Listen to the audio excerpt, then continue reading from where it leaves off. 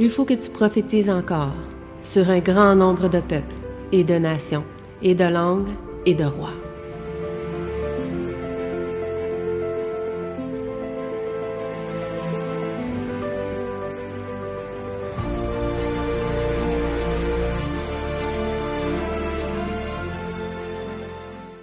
Donc, bonjour à chacun de vous.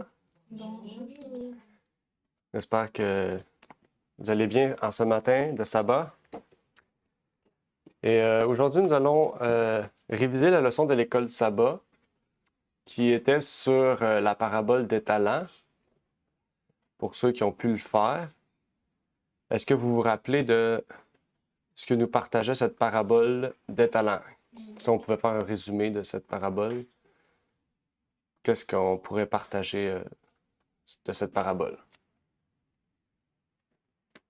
Dans Matthieu 25.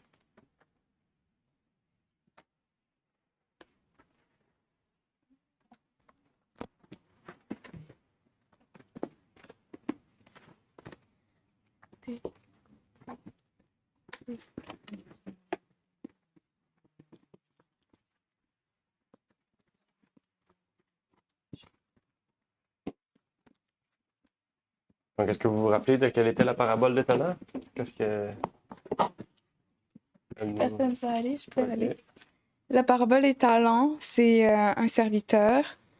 Même pas, je pense que c'est une personne qui... je pense que c'est un serviteur, bien entendu, ou une personne qui décide d'aller dans un pays éloigné et laisse ses serviteurs et donne 5 talents au premier.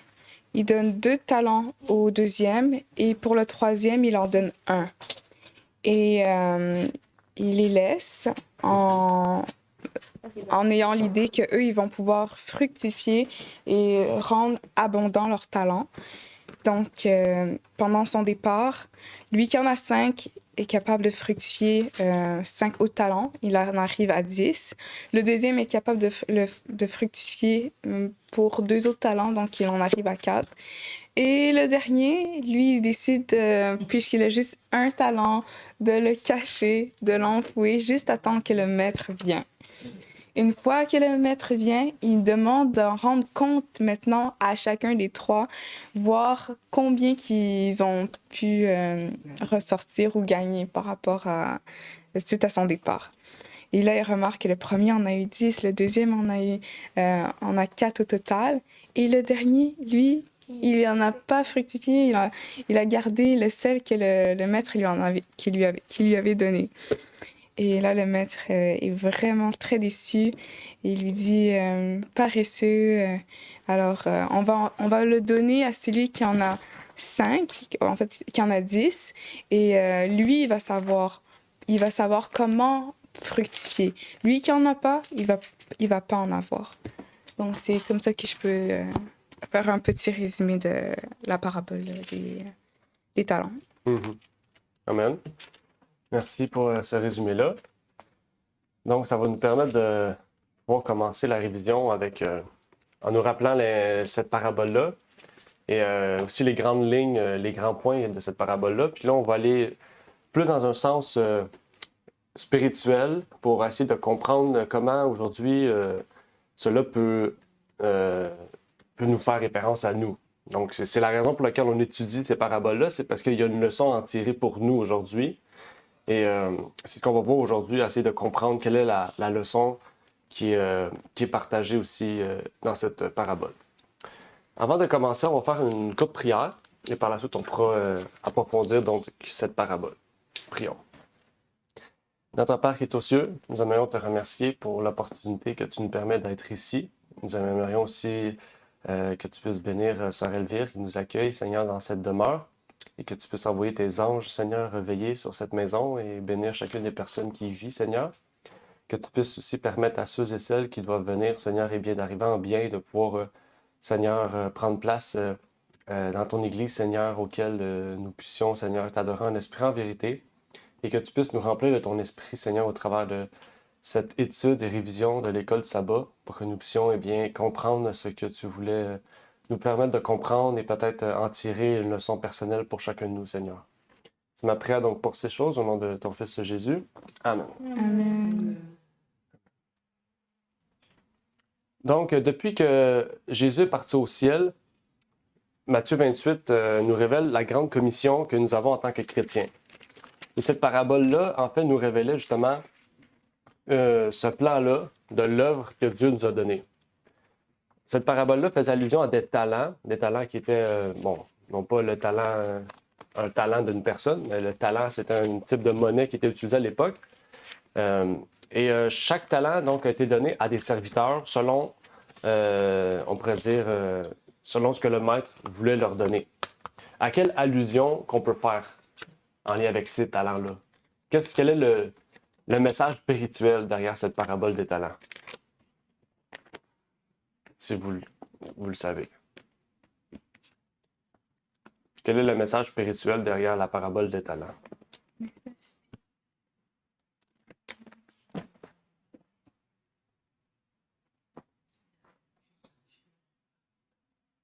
Que je peux dire à chacun de nous. Mm-hmm. Dieu nous a donné des dons et quelle que soit leur quantité, même si c'est un seul, même si c'est toi, le fait que ces talents soient comme si il faut pas considérer oh moi j'ai peu de talents ou bien l'autre a beaucoup de talents, beaucoup de dons. Alors il faut voir quel que soit le talent qu'on a, il faut qu'on le fasse fructifier. On le fait fructifier. On a des dons, mais il faut cultiver ces dons. Il ne faut pas rester comme quoi inerte, sans rien faire, comme quoi, oui, j'ai des dons, comme Dieu te donne des dons, et puis ça reste pour toi, ou bien tu ne le partages pas comme si avec d'autres. Il ne faut pas garder ça pour soi. Il faut, si tu as des dons de langue, admettons, tu as ce don-là, alors il faut comme quoi partager ce don. Si tu as une personne comme quoi Dieu t'a donné le don de chanter, alors il ne faut pas comme quoi rester dans ton coin, il faut que tu chantes pour la gloire de Dieu. Alors c'est en ce sens. Amen. Merci, Dania. Dania a fait aussi le lien avec don et talent. Quelle est la différence entre un don et un talent? Spirituellement parlant, bibliquement parlant. Quelle est la différence entre un don et un talent? Un don, c'est inné. OK. Et talent, c'est comme si comment je peux dire ça? OK, c'est inné, tu as ça en toi, mais un talent, tu dois le travailler. OK. Il y a des personnes qui sont, admettons, je veux dire, qui savent chanter. Naturellement, quand cette personne chante, tu vois, mais il y a des personnes, pour chanter, il faut que comme cette personne s'entraîne. Alors, c'est ça la différence. C'est vrai. OK. Est-ce qu'une personne aimerait ajouter à Dania? Qu'elle a dit? Non? Mais je suis d'accord comme elle a dit. Comme elle a dit? OK. Ouais. On va aller lire un passage dans 1 Corinthiens 12, versets 8 à 11.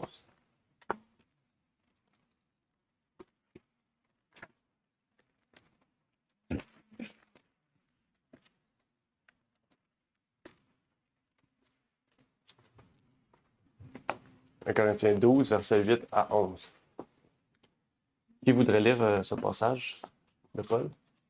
Oui, vas-y, ça va lire. En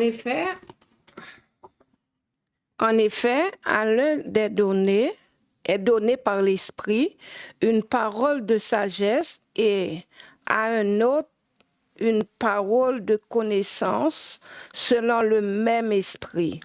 À un autre la foi par le même Esprit, à un autre le don des guérisons par le même Esprit, à un autre le don d'opérer des miracles, et à un autre la prophétie, et à un autre le discernement des esprits, et à un autre la diversité des langues, à un autre d'interprétation des langues. Un seul de même esprit opère toutes ces choses, les distribuant à chacun en particulier comme il veut. Amen. Qu'est-ce que nous révèle ce passage-là? Comment fonctionnent les dons? Comment Dieu procède pour la distribution des dons? Oui, Elvé. Je peux dire que Dieu donne chacun ses dons à la personne qu'ils veulent. Chacun a sa façon de recevoir ses dons. Il y a, comme si on prend exemple, il y a des gens qui pensent, selon 1 Corinthiens 12, nous dit que chacun a sa façon. Il y a des gens qui savent communiquer entre eux pour voir qu'est-ce qui se passe, qui peuvent voir ce qui se passe, qui explique, qui peut dire. Par exemple, si je prends un exemple, je peux regarder la madame, je dis qu'elle a un problème, ça c'est un don. C'est pas moi, c'est Dieu qui met ce don-là en moi. Il y a des gens encore qui peuvent prier pour quelqu'un. Ce quelqu'un-là est malade, il reçoit la guérison. Il y a des gens aussi qui peuvent prier, chanter, tout ça. C'est quelque chose qui vient de Dieu. Amen. Le verset 11, en fait, effectivement, nous dit ça. Et, dans la façon dont Dieu donne les talents, les dons, désolé. Ça dit « Un seul et même esprit opère pour toutes ces choses, distribuant à chacun ses dons comme il lui plaît. » Donc ça, c'est important de le savoir. Des dons, c'est quelque chose c'est quelque chose de divin, de divinement donné, des dons. Okay? C'est ça qui différencie vraiment les dons des talents, c'est que les dons, c'est quelque chose qui vient de Dieu, bibliquement parlant. Okay? Des dons, c'est quelque chose qui vient de Dieu. Okay? C'est Dieu qui donne. Okay? Mais Dieu se base aussi sur les talents que vous avez, sur les caractéristiques que vous avez. Vu qu'on est tous différents, nous allons tous recevoir des dons différents. Mais ça ne veut pas dire qu'une personne qui reçoit le don de discernement va empêcher une autre personne de l'avoir parce que cette personne-là l'a déjà. Okay? Parce qu'on sait que Dieu distribue les dons selon son bon plaisir. Selon, on pourrait dire, le temps où est-ce que vous êtes, le pays peut-être où est-ce que vous êtes, selon le moment, la situation où est-ce que vous êtes, vous allez recevoir peut-être un don différent à chaque fois, parce que c'est comme ça que Dieu procède. Dieu procède en donnant un don à différents moments. Ça ne veut pas dire que vous avez le don de discernement, que vous allez l'avoir toute votre vie. Vous allez peut-être l'avoir pendant le temps que Dieu veut que vous l'ayez. Après ça, vous allez recevoir un autre don. Okay? C'est comme ça que Dieu procède, en fait. Puis on le voit, par exemple, avec Philippe. Philippe s'est téléporté. C'est pas, après ça, il n'a pas eu la force de se téléporter partout. Dieu l'a transporté à un endroit. Okay? On voit ça, on voit que Dieu donne des dons à des moments précis, à un moment, à une situation donnée. Oui, ça relève. La question que j'ai, je me demande si quelqu'un a un don, par exemple un don pour prêcher, ou bien un don pour chanter, un don quelques dons comme ça. S'il ne veut pas se pratiquer, qu'est-ce qui va arriver à ces gens-là? Ça veut dire pratiquer, ça veut dire genre... Par exemple, je vais prendre l'exemple sur moi. Par exemple, si j'ai un don pour chanter, je ne chante pas. Est-ce que ça va créer un problème en moi avec Dieu? En fait, qu'est-ce qu'on peut voir, c'est que, par exemple, quand tu nais, on reçoit des talents. Chacun de nous a des talents. Okay? Un talent, qu'est-ce que Daniel disait tantôt, c'est inversé. Dans le fond, le talent, c'est inné. Puis face à ce talent-là, Dieu nous donne des dons. Okay? Par exemple, tu as la facilité. Parce que un talent, c'est ça, avoir la facilité dans quelque chose. Par exemple, toi, tu as la facilité à chanter. Puis que Dieu te révèle que tu peux prendre ce chant-là, puis Dieu va te le propulser pour que spirituellement, tu puisses être un soutien pour les autres. Dans la maladie, dans l'encouragement, peu importe. Parce que le chant, c'est ça. Hein? Le chant, ça nous élève vers Dieu. Ça nous encourage, ça nous donne la force, ça nous donne la foi. Donc, si tu n'utilises pas ce talent-là ou le don que tu reconnais venir de Dieu, ben en fait, Dieu ne va pas te donner d'autres dons, en fait. C'est comme ça que Dieu marche. Si tu n'utilises pas le petit, comme le talent, la personne avait un talent, un don qu'il a reçu de Dieu, mais il n'a rien fait, il l'a enterré. Il s'est assis dessus puis il n'a rien fait. Ben Dieu, qu'est-ce qu'il a fait? Ben, il l'a enlevé, il l'a donné à un autre. Puis il a dit, toi, tu vas mourir dans les grincements de dents. Pourquoi? Parce qu'il n'a rien fait, il s'est assis puis il est resté dessus. OK? Mais fait que là, qu'est-ce qu'il faut faire? C'est prier Dieu pour que Dieu nous dirige dans le but à laquelle Dieu veut nous encourager à utiliser ce don-là. Parce qu'on sait qu'il y en a peut-être, on dit, ben moi, je suis malade, je ne peux pas l'utiliser comme je voudrais l'utiliser. Mais Dieu va être capable de l'utiliser dans une manière que tu vas pouvoir l'utiliser. Parce que Dieu n'a pas de limite. Peu importe comment tu es, même si tu serais. On le voit, il y a des. Je ne sais pas, vous avez déjà vu le pasteur qui est un homme tronc, qui n'a pas de bras, pas de jambes. Ah oui. C'est un pasteur, pas de bras, pas de jambes. Pourtant, j'ai c'est vu un ça. grand prédicateur. Donc, il n'y a rien qui empêche Dieu de révéler son don. Il a rien. Il n'a pas de bras. Pas de bras, il a pas de jambes. pieds. Puis il prêche. Il prêche l'évangile. Il prêche plus que quelqu'un qui a des bras et des jambes. Ouais. OK? Donc, il n'y a pas de limite au don de Dieu. Dieu nous utilise comme il le veut, puis il connaît notre situation. Je pense que c'est ça aussi qu'on doit comprendre.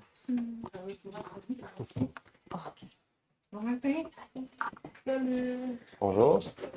OK.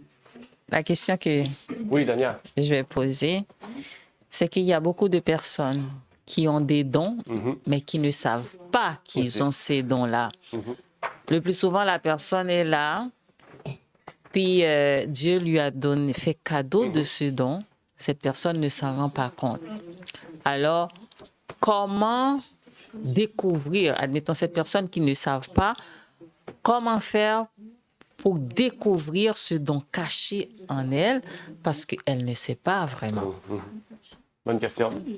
Mais en fait, parce qu'on a tous, comme tu as dit, on a tous des dons, Ouais. qu'on le sache, qu'on le sait ou qu'on le sait pas. Des fois, on le sait, mais on l'utilise mal. Il y a un exemple, je pense, qui est très connu, par exemple, Katy Perry, qui a utilisé sa voix dans sa jeunesse pour chanter à l'église, parce qu'elle était baptiste, puis que maintenant, elle l'utilise pour Satan.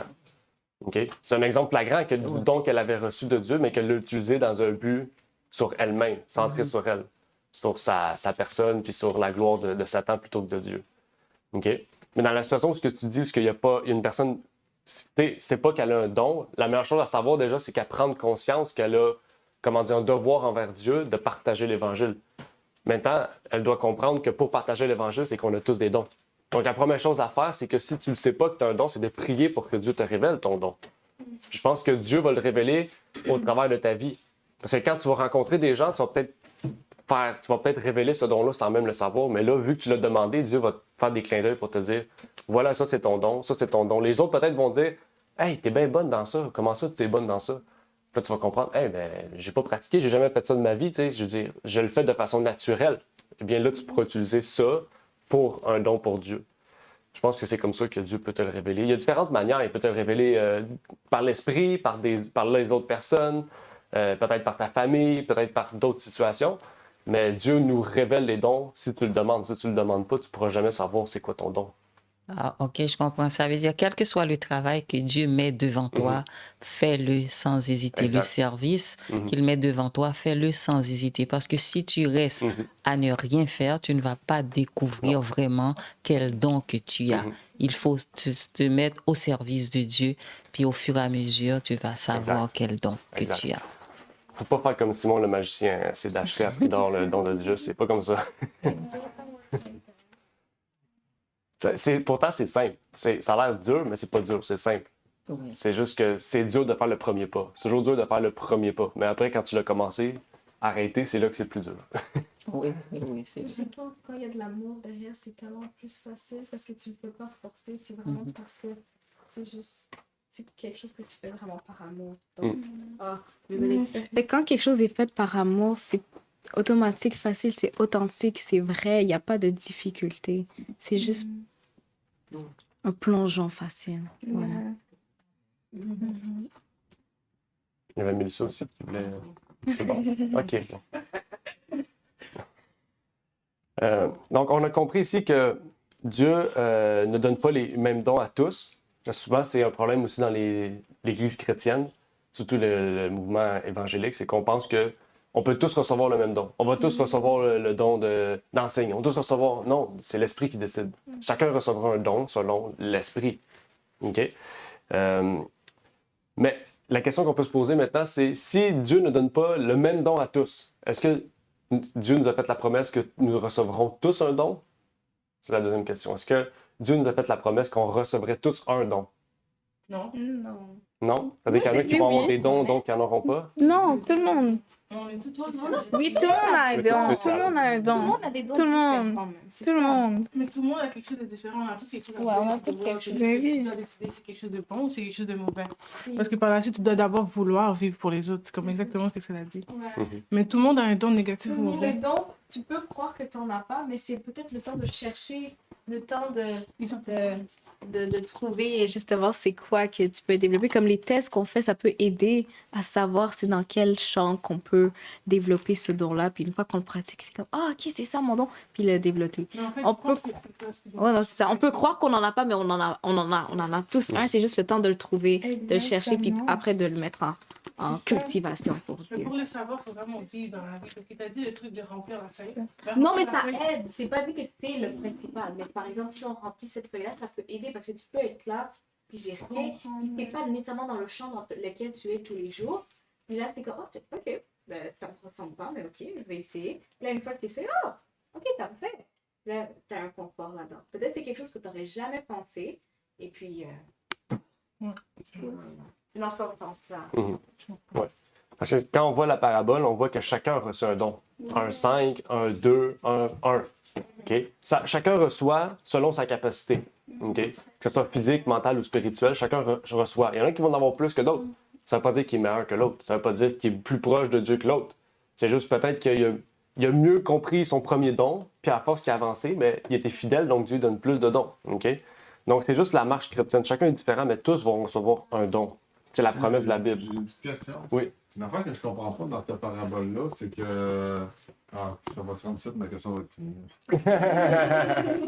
Une affaire que je comprends pas dans cette parabole-là, c'est que la mesure, en fait, les talents qu'il y a, là, c'est comme des dollars. Là. Ouais, c'est de l'argent, c'est une Ouais. Mais là, nous autres, on s'en va mélanger ça avec des talents, comme si c'est des talents, des dons, des choses comme ça. Mais en fait, c'est ça que je comprends pas, là. C'est comme, on parle de dollars, on va dire. Puis là, on les rend avec des talents. Mais j'ai un petit peu de la misère. C'est quoi? Ça a double sens, quoi? C'est parabole. talents et dollars, C'est une genre? parabole, donc Jésus utilisait une monnaie courante à l'époque pour montrer une profondeur spirituelle. Exactement. Et Ah. les dons spirituels, pas les talents, les dons spirituels. parabole, c'est que ce sera jamais au sens littéral. Exactement. OK, ouais. Puis un autre point de compréhension que j'aimerais apporter, c'est que c'est Matthieu 25. Donc là, on arrive vraiment à la fin du ministère de Jésus-Christ. Il voulait montrer à ses disciples, voilà, je vais bientôt partir, mais gardez les dons comme faites comme l'ouvrage que je vous donne pour ma gloire. Et même si vous recevez un petit don, comme une personne qui a un gros don, la prédication ou peut-être le service, utilisez-le pour ma gloire. Mhm. C'était ça le message. Mais comme tu as dit, mais moi je pense que comme s'il y a aussi une hiérarchie, donc, parce que, parce que qu'est-ce que Dieu nous a montré dans la Bible aussi, c'est que comme si, c'est comme par exemple, il a parlé à ses apôtres plutôt que de parler avec tout le peuple, il parlait au peuple en parabole, puis ses apôtres, ils disaient le message directement. Parce qu'il a voulu qu'il y ait une hiérarchie, il a voulu que comme s'il y a des gens qui puissent preach to other people. Sinon, il aurait parlé à tout le monde de la même façon, puis il aurait tout enseigné parce qu'il sait que les gens n'entendaient pas. Il était juste là pour entendre, puis il voulait juste suivre parce qu'il savait qu'il voulait être sauvé, mais comme il le faisait pas par amour, mais par logique. Je sais pas si vous comprenez. Dans la fin, oui, il y a une hiérarchie. Comme ton pouvoir, comme c'est comme, admettons, un don que tu as donné va être plus utile pour le. Mais comme le mien, par exemple, est plus censé être plus, genre, par exemple, dans le privé. Par exemple, tu amènes les gens, mais comme toi, qu'est-ce que tu fais est plus important que qu'est-ce que moi je fais. Mais c'est pas, je dois pas le prendre personnel parce qu'il y a une hiérarchie, puis Dieu l'a mis comme ça, et c'est censé être comme ça. Puis comme le moment qu'on doit commencer à se dire que c'est pas normal qu'il y ait une hiérarchie, ça veut dire qu'automatiquement, parce que ton don fait plus de travail que le mien, tu es supérieur à moi. C'est là qu'on se trompe, parce que c'est pas ça. Je sais pas si vous comprenez. très du sens. Tu peux le garder. Désolée.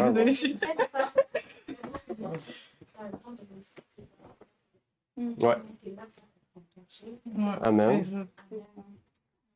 On va lire une citation que je voulais partager avec vous. Il dit « Le maître a donné à chacun son travail. Il a donné à chacun selon ses capacités et sa confiance est proportionnelle à ses capacités. Que personne ne se lamente de ne pas avoir de plus grand talent à mettre au service du maître. Mettez-vous au travail avec une patience inébranlable et faites de votre mieux, indépendamment de ce que font les autres. » OK? Donc, c'est ça, c'est important. Il ne faut pas regarder les autres. Il ne faut pas s'attendre à ce que les autres font ou voir ce que les autres font. en disant que si les autres font ça, puis moi je fais moins, je suis moins bon, je suis moins fidèle. Non. Ton rôle, c'est de faire le moins bon parce que une goutte fait déborder le vase, les amis, n'oublions-le pas. Ouais. On va en parler ça dans quelques instants, justement. Ah, qu'est-ce que j'allais dire? Des fois, une personne fait, 5 dons. 5 dons. Dieu peut donner 5 dons. Mais le plus souvent, une personne qui a tous ces dons-là, sa tête peut enfler, pensant que ça vient de lui-même. Ça vient de lui-même et qu'il est super intelligent et qu'il fait ce qu'il veut. N'oublie pas que ces dons, c'est pour l'Église. Ces dons ne vous appartiennent pas. Alors, si Dieu t'a donné 5 dons, c'est pas pour l'utiliser à ta manière. C'est pour l'utiliser à sa manière, à lui. Tu dois aider son Église. Parce qu'il y a des personnes qui ont le don de chant, le don de langue. Qu'est-ce qu'ils font? Ils n'utilisent pas ça pour l'Église. Ils vont chanter ailleurs pour gagner de l'argent. Qu'est-ce que Satan fait? Il l'utilise. C'est un usurpateur.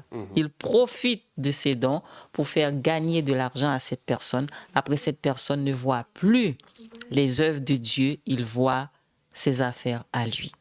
C'est intéressant ce que tu dis parce que dans l'éducation, on a vu quelque chose comme ça. Sur les 5 étapes du péché, puis automatiquement, tu commences à mettre tes désirs en avant. C'est là que tu commences à foirer. Parce que pourquoi tu commences à penser à toi? C'est pour les autres quand tu as donné ça. Oui, c'est ça, les dons, c'est pour les autres. C'est quoi le verset qu'on a vu? Jacques, C'est James ou Jacques combien? Jacques 4 ou 5. C'est vraiment un bon verset. Ça parle vraiment des 5 étapes du péché. Puis comme automatiquement que tu comprends ça, tu vas comprendre que comme c'est toute la vie, comme comment tu dois... Genre 13 à chaque 1, 13 à... C'est vraiment ça, exactement ce que tu viens de dire. Comme quand tu mets tes dons, tu penses d'abord à tes désirs à toi. Tu fais trop bien. Pas grave, on a entendu. Je le vois ici que ça lève. C'est bon. Il y a un Ah, ben là, je peux pas. Vas-y.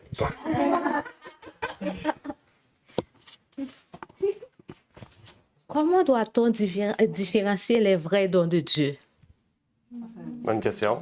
Parce que maintenant, on va dire à son fruit. Comment tu fais sentir les autres, c'est important. Si tu vois que les autres sont toujours en train de te dire la même chose, c'est que ça vient de quelque part. On doit écouter. Parce que le fruit, qu'est-ce qu'on fait dans la vie, qu'est-ce qu'on donne, qu'est-ce qui sort de notre bouche, tout ça. Même notre physique, comment on se comporte, comment on veut, tout ça. Automatiquement, tu vois quelqu'un qui se pense trop supérieur, occupe-le pas trop.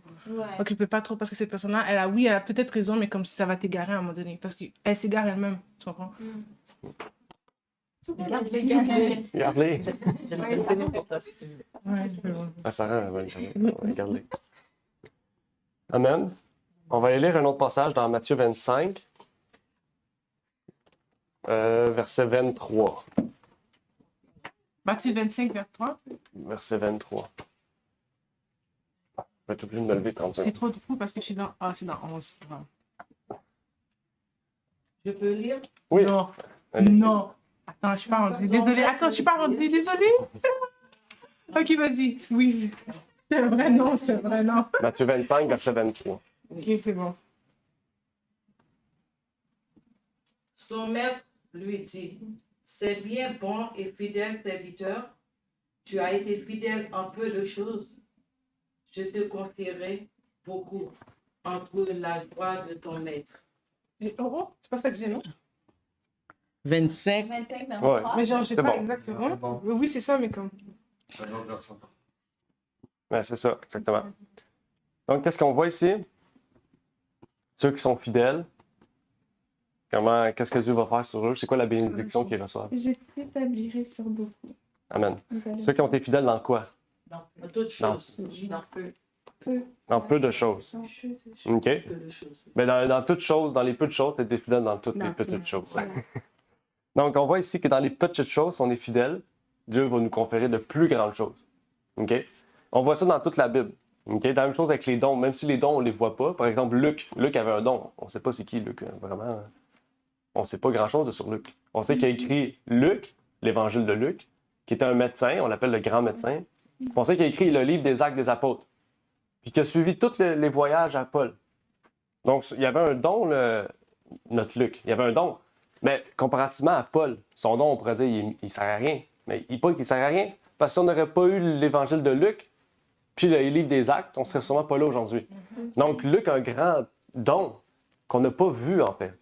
On l'a lu, son don, mais on l'a pas vu. Tandis que Paul, on l'a vu, parce que Paul a marché, il faisait mordre par des serpents, puis il mourait pas. Il guérissait des malades, il chassait des démons, il convertissait des gentils à l'Évangile. Donc, on voit que Paul avait un don qu'on a vu, qu'on a entendu, qu'on a lu. Tandis que Luc, on n'a pas vu, ni entendu, on a juste lu. Mais pourtant, les deux ont un don incroyable. Okay? Donc, c'est pas la grandeur, c'est pas le fait qu'on le voit, mais c'est le fait que dans les petits dons, Dieu nous donne des plus grands dons. Okay? Ça, c'est très important. Là, ça nous montre aussi comment on doit être fidèle dans les petites choses de la vie pour que Dieu nous donne de plus grandes choses. OK? Puis, quand on prend les petites choses, fidèles, puis on décide d'être infidèle dans les petites choses, mais comment Dieu peut nous avoir confiance en nous pour nous donner de plus grandes choses, une plus grande mission, de plus grands devoirs, de plus grands dons. OK?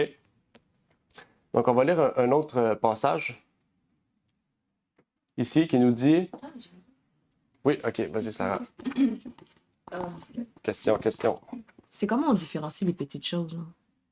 C'est quoi pour toi une petite chose? Mais je sais pas, c'est ça l'affaire, c'est comment on différencie, parce que je sais pas. Je sais pas. Est-ce que quelqu'un aurait un exemple de petite Genre chose une pour petite Dieu? chose biblique, genre que Dieu nous conférait comme c'est. Pas nécessairement biblique non plus.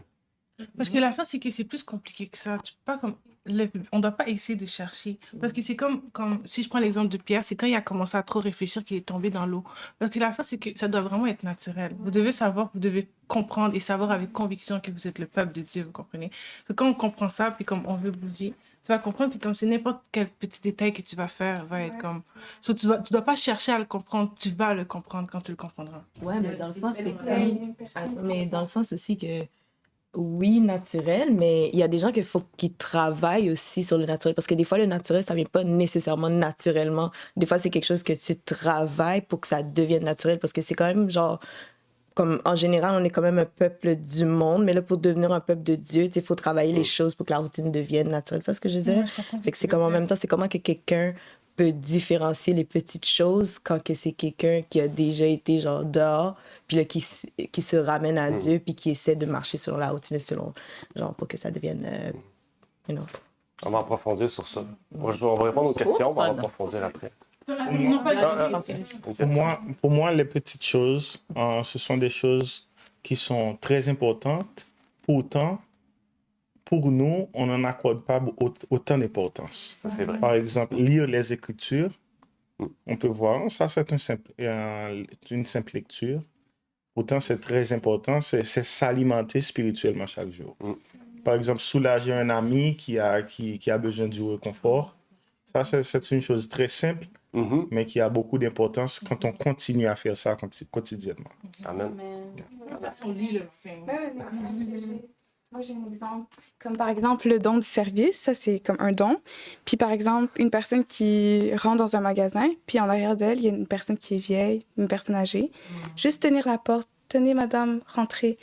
Petite chose que, en fait, on rend gloire à Dieu. Passez une bonne journée, que Dieu vous bénisse, madame. C'est des petites choses.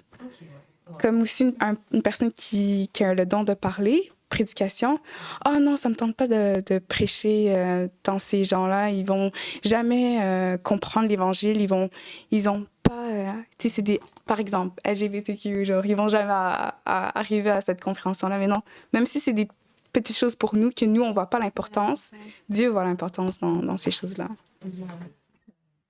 Ce que j'allais dire, c'est dans tout ce que tu fais, fais-le bien.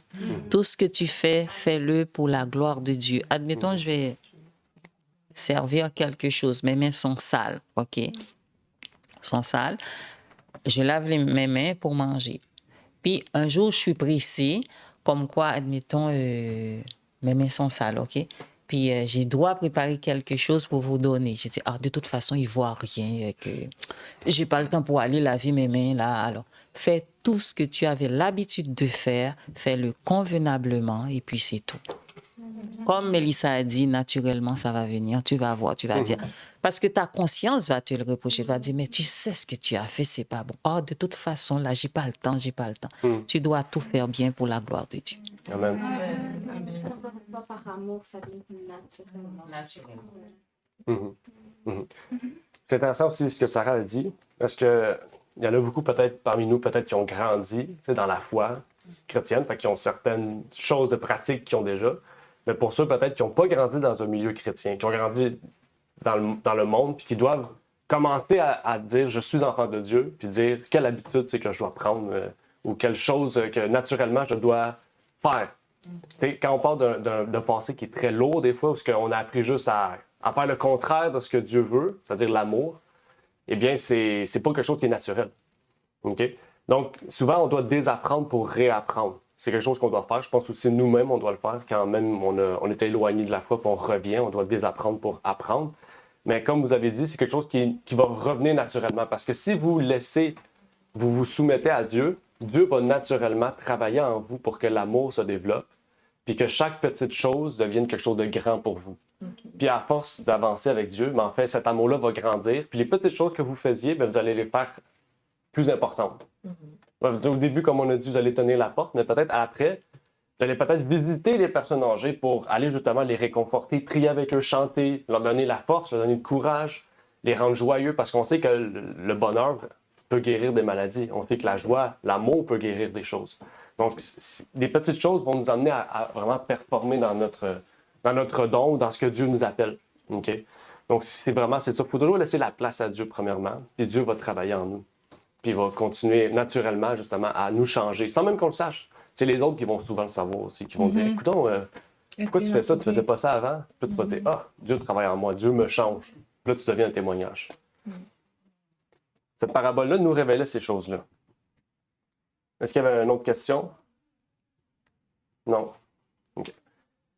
On va continuer. Je vais lire une citation qui nous dit « Tant que vous ne pouvez pas assumer ces tâches avec joie et bonheur, vous n'êtes pas apte à assumer des tâches plus importantes et plus élevées.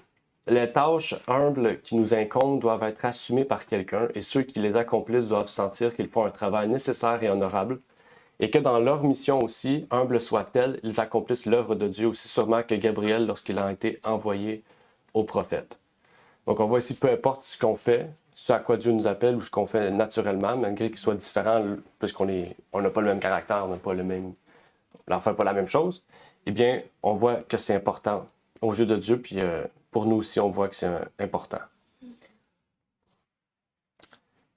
Donc, une question qu'on pourrait se poser, c'est comment on peut faire agir nos dons, comment on peut voir les dons, qu'est-ce qui va nous révéler que les dons, c'est quoi le but des dons, juste? C'est quoi le but des talents que Dieu nous a donnés de façon innée, naturelle? C'est à quoi servent les dons, en fait? Est-ce que les dons, ça sert pour nous? Comment on peut... C'est pour glorifier Dieu. Pour glorifier Dieu, mais comment... On peut glorifier Dieu, mais on sait que les dons, c'est les dons d'enseignement, c'est le don des langues. Et dans quel sens qu'on sert Dieu? Au service des autres. Au service des autres. OK, amen. On va aller lire Marc 12, versets 30 et 31.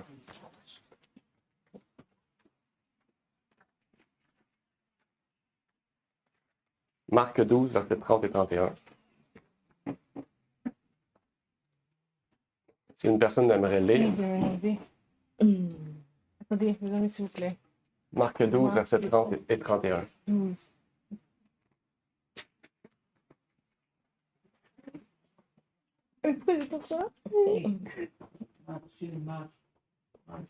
Vas-y, élevé. Ah, Mélissa voulait lire? Tu voulais lire, Mélissa? Ah, mais c'est que vas-y, ça va commencer. De toute façon, il y a d'autres passages après. Bon, OK.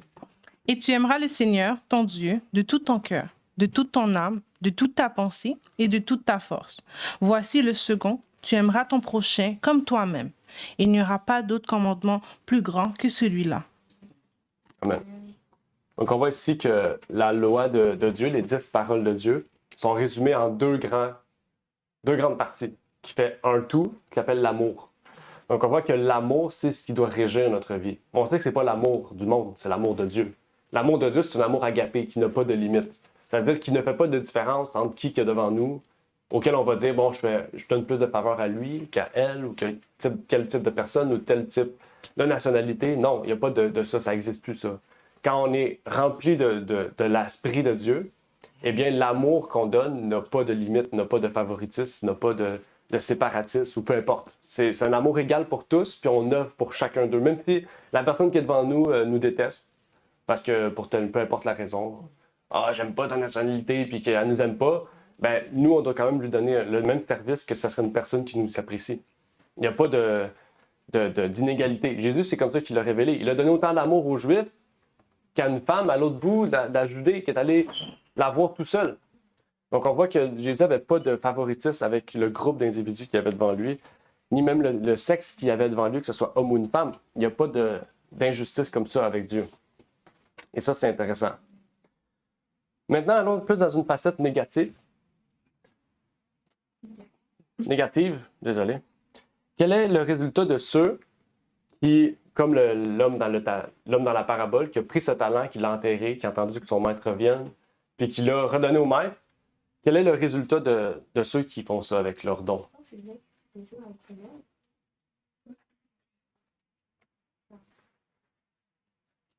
Quel est le résultat de cette... Dans la parabole, lui, il utilisait dans les ténèbres, dans le dehors.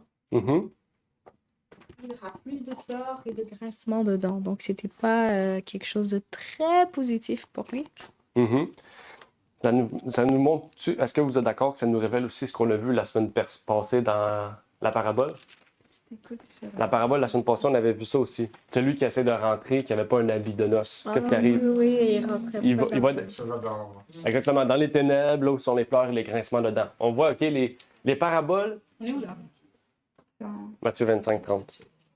On voit que les paraboles, les dernières paraboles de Jésus sont plus profondes. Il parle des dons spirituels, il parle du jugement aussi, ce que Jésus ne faisait pas avant. Jésus faisait juste présenter certains aspects du salut, puis là, il montre toute la splendeur du salut puis de l'œuvre, en fait, des chrétiens. Et ça, c'est intéressant parce qu'on voit ici que dans cette parabole-là, que Dieu nous révèle, en fait, qu'on a un choix à faire, en fait. Chacun de nous a un don. Chacun de nous peut avoir plusieurs dons. On est tous différents, donc les dons vont être différents pour chacun de nous. Ça ne veut pas dire que ce que, je sais pas, Sœur Elvire a va être différent de Sarah. Peut-être Sarah et Elvire vont avoir le même don, mais dans deux situations différentes, dans deux buts différents, dans deux missions différentes. Okay? Mais ce qu'il faut comprendre, c'est pas combien de dons que vous avez, c'est pas le fait que vous avez des dons qui sont très, on pourrait dire, voyants ou non. Le plus important, c'est qu'est-ce que vous faites du don que Dieu vous donne. Qu'est-ce que vous faites de la mission que Dieu vous a donnée. C'est quoi la mission, la commission que Dieu vous a donnée? On sait que c'est faire des disciples. Mais on est tous différents dans notre mission. Ça peut autant être guérir des malades, encourager ceux qui sont alentour de nous, enseigner, peut-être parler en langue. On a tous des dons différents. Dieu nous révèle tous qu'on a des dons différents. Mais est-ce qu'on accepte ce don-là pour le servir, pour le service de Dieu ou pour le service du moi? C'est ça, en fait, la grande question de cette parabole-là. Parce que les deux premiers ont décidé de le servir pour leur maître, mais le dernier a dit je vais le cacher, je vais attendre que le maître revienne. Comme ça, je ne le perds pas, ce don-là. Je le garde, je le conserve, je le perds pas, mais je le fructifie pas. Parce que lui, il avait peur de justement le fructifier puis qu'il le perde. Donc, il l'a gardé. Mais c'est l'erreur qu'il a fait. Donc, on a un choix, en fait. Est-ce qu'on veut être parmi ces deux premiers serviteurs ou ce dernier serviteur? C'est un choix que Dieu nous laisse, puis cette parabole-là nous révélait justement le choix qu'on peut faire. Puis même si peut-être certains d'entre nous disent que je ne sais pas c'est quoi mes dons, je ne sais pas qu'est-ce que Dieu veut pour moi, eh bien, qu'est-ce qu'on peut voir ici, c'est que le Maître a donné une mission à ces serviteurs-là. Donc, on a tous une mission, qu'on la sait ou non. Il faut juste prier pour que Dieu nous révèle quelle est la mission à laquelle il nous appelle. Okay? On ne peut pas se fier sur nos acolytes. On ne peut pas dire mon frère a ça, ben moi j'ai ça. Ma soeur a ça, ben moi aussi j'ai ça. Non, prie Dieu. Dieu va te révéler ton don, puis tu vas pouvoir maintenant t'associer avec ton frère ou ta sœur pour collaborer dans le même but, c'est-à-dire faire en sorte qu'il y ait des âmes perdues qui puissent être sauvées. C'est la grande mission de chacun de nous. Oui, David. Qu'est-ce qu'il veut dire par là, plus modernement parlant? Une question, excuse-moi. Oui, j'avais levé la main avant. Et le serviteur inutile, jetez-le dans les ténèbres dehors où il y aura des pleurs et des grincements dedans. On va dire, si ce serviteur inutile-là, c'était comme un chrétien qui avait reconnu Jésus, qui était quand même pas pire dans sa vie, tout ça, mais qui n'était pas brouillant pour le Seigneur, est-ce qu'il va aller dans les ténèbres pour l'éternité? Ou... Bien, Dieu nous invite.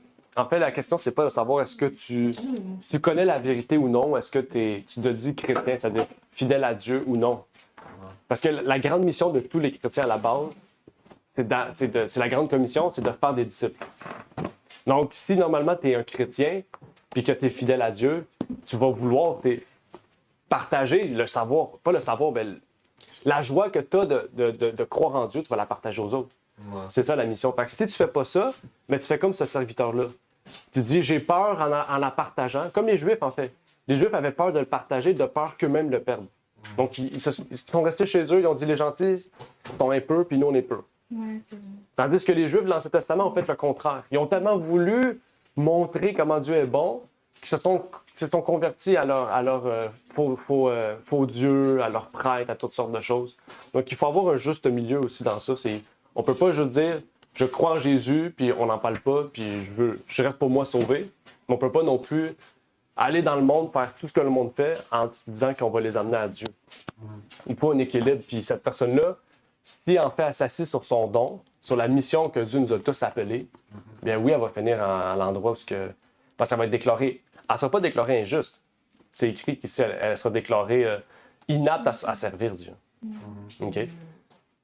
Mais donc, c'est injuste. Donc, est-ce qu'on va y aller pour l'éternité? Mais la Oui. comment tu dois voir cette phrase-là? Je ne sais pas si vous me dites si je me trompe. Comment moi je l'ai vu, parce que j'avais déjà lu vite fait. Puis c'est comme tu vois, par exemple, on commence à vivre notre vie, ok? Tu vis ta vie, tu es marié, tu commences à te marier. Puis qu'est-ce que tu vas faire avec ta femme? C'est que tu vis ta vie dans ton coin. Tout ce que tu te concentres sur, c'est le fait que tu veux élever tes enfants et être avec ta famille. Tu t'en fous des gens parce que ça t'amène trop de problèmes dans ta vie. Il y a trop de drama. C'est trop pour toi. It's overwhelming. Tu t'enlèves de tout ça. C'est justement ça, c'est exactement la même chose. Parce qu'on a tendance à faire ça. Quand on commence à grandir, on commence à remarquer que le monde de l'extérieur est vraiment négatif. Les gens drainent notre énergie et on dirait qu'ils sont là seulement juste pour ça. On a l'impression que comme si les gens, ils veulent pas comme aller avec toi, ils sont là, je sais pas si tu comprends. Puis comme étant que chrétien, on a tendance à se retirer. Je sais pas si tu comprends. C'est comme, faut juste pas que tu te retires, faut toujours que tu essaies. Même si genre, tu sais, t'es avec ta famille, au moins trouve un groupe de personnes qui t'essaient de, comme, faut pas vivre dans son coin tout seul, parce que c'est là qu'on est bloqué, justement. Amen. Ouais. Oui. Une autre intervention. J'ai une question. Pourquoi nous qui sommes dans le groupe n'ont pas de l'esprit comme ça? Pourquoi? Dieu a donné ses dons, dons de guérison, dons de chanter, dons, etc. Pourquoi nous, ce don-là ne manifeste pas? Tu parles de ces dons visibles comme guérison. Oui. Pourquoi? Bonne question. C'est une bonne question. Moi, j'ai des amis qui ont ces dons de connaissance, qui sont chrétiens, qui ont ces dons de connaissance, guérison, chasser des démons. OK? Je pense pas que c'est des dons qui sont plus actifs aujourd'hui, parce qu'il y en a beaucoup qui disent que ces dons-là, c'était pour l'époque des apôtres, puis nous aussi, nous aujourd'hui, c'est plus important. Pas du tout. Je pense beaucoup que la foi des apôtres n'est plus celle qu'on a aujourd'hui. C'est ce qui fait en sorte que les dons ne se révèlent pas pareil comme à l'époque des apôtres. OK? Puis aussi, Satan travaille fort. Si on regarde, par exemple, Actes des apôtres, comment Satan travaillait? Satan, tout ce qu'il faisait était visible. On voyait les démons avaient des forces surnaturelles, t'attachant à des chaînes. On voit que tout était visible. Tandis qu'aujourd'hui, on voit pas ça. On voit ça dans les films. On voit ça des démons qui sont attachés à des chaînes, on voit ça dans des films. Mais aujourd'hui, Satan a travaillé non pas sur ce qui paraît, mais sur ce qui est intérieur. Donc là, ce qu'on doit faire vraiment, c'est parler avec les gens. Quand on parle avec les gens, puis qu'on a la foi, puis qu'on veut avancer, Dieu va nous donner la force de pouvoir chasser des démons, d'avoir l'esprit de connaissance, d'avoir l'esprit de guérison, le don de guérison. Toutes ces choses-là, Dieu va nous les donner. Puis je crois sincèrement que Dieu peut nous les donner. Puis c'est sur ça qu'on va, justement, on a une retraite spirituelle jeunesse en octobre. C'est sur ça qu'on va parler, justement, le combat spirituel, puis comment manifester ce don de chasser des démons. Parce que j'ai des amis qui chassent des démons. OK? Pas des démons comme dans les églises où il y a des grosses musiques, puis les mondes tombent à terre, puis ils font le bacon. Pas ça. Vraiment, face à face avec une personne, il parle avec la personne, puis la personne est capable de dire « je fais telle chose », puis la personne dit ben, « t'es un démon », puis de prier pour cette personne-là, puis cette personne-là, vraiment, est guérie de ça. OK? Donc, c'est des choses qui peuvent arriver. Mais la question qui se pose, c'est pas est-ce que c'est Dieu le problème? La question à se poser, c'est nous le problème. Est-ce que c'est nous le problème? Est-ce que c'est moi personnellement? Parce qu'on a tendance aussi à se dire que le don spirituel, c'est collectif. On a tendance à faire ça. On rentre dans une église et on dit Ah ben si moi j'ai pas de don, c'est parce que toute l'Église a pas de don. Mais c'est pas de même que ça marche. OK? Si on est chez nous personnellement, que vous avez la foi sincère, Dieu va vous donner un don. Dieu va vous révéler un don personnellement. Puis je pense que vous allez être un exemple pour la collectivité qui est l'Église. OK? C'est très important d'être comme ça. OK? Parce que dans la Bible, on a tendance à voir ça aussi. OK? On voit tout le temps des personnes qui ont des dons. On ne voit jamais une Église, à part lors de la chambre haute. Dans la chambre haute, ils ont tous reçu des dons. Pourquoi? Parce qu'ils étaient collectivement d'accord de pouvoir prier et jeûner pour recevoir le don de l'Esprit. Donc, s'il n'y a pas une collectivité d'amour, une collectivité de vouloir et de foi, ça serait impossible collectivement de recevoir tout ensemble en même temps un don fort comme ça. Ouais, c'est vrai. C'est vrai. C'est démontré. Attends, Romain voulait parler. Ouais, Ça fait 1000 ans qu'elle est là. Ouais, c'est ça. Mais Olivier, je pense qu'il a vraiment comme tout dit. Qu'est-ce que je voulais dire? C'est vraiment quand on voit comment l'Église, comme primitive, comment elle a grandi. Ils ont tous mis vraiment tout, tout de côté, tout ce qui est du monde, et ils ont voulu vraiment sincèrement suivre Jésus-Christ. Ils ont prié pour avoir le Saint-Esprit. Ça vient pas comme ça. On n'est pas là comme ça, puis comme, OK, mais avant, on voyait l'Esprit de Dieu agir, puis maintenant, on n'a rien. Non, c'est parce qu'ils priaient, ils jeûnaient ensemble, collectivement. Donc, c'est pour cette raison-là qu'il y avait vraiment comme la puissance du Saint-Esprit qui est vraiment descendue en eux. Donc, oui, c'est toujours possible pour nous.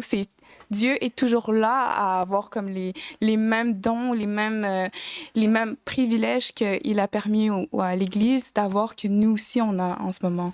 Donc c'est pas quelque chose de désuet, c'est vraiment quelque chose qui est toujours d'actualité. Mm-hmm. C'est ça que je voulais dire. On n'a jamais eu autant de besoins aujourd'hui qu'avant. Ça, je peux vous le dire. On n'a jamais eu autant de besoins. C'est démontré aussi dans le sanctuaire. Lorsqu'ils ont construit le sanctuaire, certaines personnes avaient un don particulier pour travailler le bois, pour travailler le bronze, pour travailler l'or, ou ainsi de suite. Donc, Dieu donnait ce don-là à ces personnes-là pour établir le sanctuaire. Tu sais. Mm-hmm. Donc, nous aussi, on peut recevoir tel don. Ça va être un don particulier pour chacun. Mm-hmm. Puis, ça va être tout pour construire la maison de Dieu, finalement, là, des fidèles, puis pour l'édification de l'Église. Mm-hmm. Amen. Amen. Effectivement. Donc, effectivement, Dieu nous donne vraiment des dons et des talents. Puis, on doit vraiment prier là-dessus pour que, personnellement, on puisse vraiment comprendre quel est notre don, puis pouvoir le faire agir dans la communauté pour que, par la suite, on puisse être un témoignage pour l'Église, puis donner peut-être même de la force, du courage à ceux qui nous entourent, vraiment. Parce que aujourd'hui, Dieu a besoin vraiment de ces dons-là. Comme jamais auparavant. Il y a tellement de monde malade, il y a tellement de monde qui sont sous possession démoniaque, il y a tellement de monde qui peu importe, en fait, qui ont tellement de problèmes qu'en fait, les chrétiens doivent être forts pour être là pour eux, pour les soutenir, pour les aider. OK? Puis surtout au Québec, même je dirais au Canada, on est un pays qui est très, qui sépare beaucoup l'État puis la religion. Puis même au Québec, je pourrais dire que la plus grande partie du Québec est athée, ou se dit chrétien sans pratique. Donc on voit qu'il y a vraiment un problème de foi ici au Québec particulièrement. Donc, ces dons-là, en fait, c'est pas des dons de foi, que je veux dire, c'est des dons qui sont pratiques. La guérison des malades, l'enseignement, toutes ces choses-là, c'est des dons pratiques. C'est des dons qui vont aider la personne. Puis après ça, on va pouvoir apporter l'Évangile. Okay? C'est ça qui est important, intéressant à voir. Donc, vraiment, que Dieu nous encourage, vienne à notre aide, puis qu'il nous donne la force de pouvoir persévérer dans la prière pour qu'on puisse recevoir ces dons. Donc, on termine par une courte prière. Prions. Notre Père est aux cieux, nous aimerions te remercier pour l'opportunité que tu nous permets, Seigneur, de pouvoir aujourd'hui être présent et partager ce sujet, Seigneur, et bien que tu puisses nous bénir, nous donner, Seigneur, ces dons, nous révéler ces dons. Seigneur, tu sais que chacun de nous a des dons, Seigneur. Tu nous as donné des dons selon notre caractère, selon notre, Seigneur, notre ADN. Seigneur, tu sais chacun de nos forces, de nos faiblesses. Donc, que tu puisses venir à notre aide, Seigneur, et nous révéler ces dons à nous, Seigneur. Que tu puisses permettre, Seigneur, eh bien, que naturellement, nous puissions, Seigneur, comprendre nos forces et pouvoir les mettre en pratique pour autrui, puis à ton service, Seigneur, pour que vraiment nous puissions partager l'amour agapé, Seigneur, qui est l'accomplissement de la loi, Seigneur, dans la vie de chacun de nous, Seigneur, et dans la vie des autres, Seigneur. Donc, que tu puisses nous bénir, nous exhorter et nous révéler, Seigneur, à nous par ton Esprit Saint. C'est ma prière donc pour ces choses au nom de ton Fils Jésus-Christ. Amen. Amen. Merci d'avoir écouté cette vidéo. Si vous désirez rejoindre l'œuvre au Québec, veuillez nous contacter par email à asjh1889 de Terrebonne à commercial@gmail.com et via Facebook à commercial asjh1889 de Terrebonne. Merci à vous et que Dieu vous bénisse.